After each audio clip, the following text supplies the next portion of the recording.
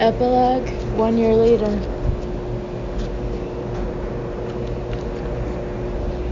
Chapter 117. Janina, get in here! Charlie screamed from the office at 10 to 7 on Saturday morning.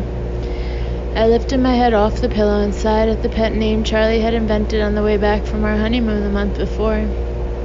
Charlie's was the first face I saw when I woke up in the hospital the day after Peter's attack, and the last one I'd seen every night since. Not only had he forgiven me, but he'd done the impossible, helped me to forgive myself. I'd also underestimated the response from my boss and firm.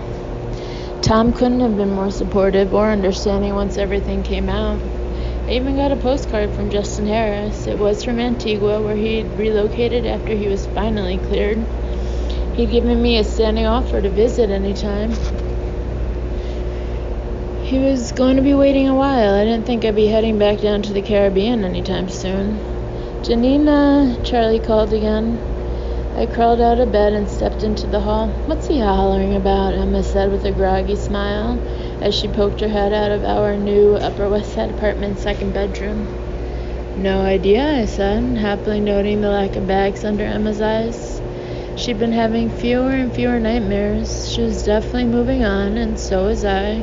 We'd just about wiped the last of Peter off our shoes. Janina! Charlie screamed again as I walked into his office. Oh, there you are. What is it? I said.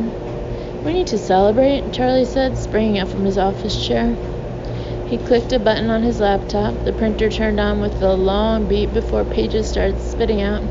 I'm done, he said triumphantly. My book is finally done. You're done? Congratulations. Oh, Papa Charlie, I said, giving him a kiss.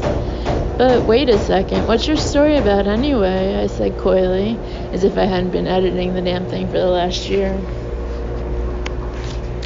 It was actually a really good lyrical detective story set in Dallas, where Charlie had grown up. Charlie had talent, tons of it, in fact. Grisham had to watch his back. Okay, here's the pitch for Spielberg, he said, his bathrobe billowing as he raised his hands. It starts out with this young, very attractive girl on spring break in South Florida. He was joking, of course. I decided to go along. I'd go along with Charlie anywhere he went from here on out. A young Giselle Bundchen type, I said, leaning in and kissing him. Exactly, Charlie said with an intense nod. She falls in love with this unbelievably handsome, muscular lawyer. I grabbed his biceps. So it's a romance with a sexy lawyer. I'm liking this already. Is there a trial?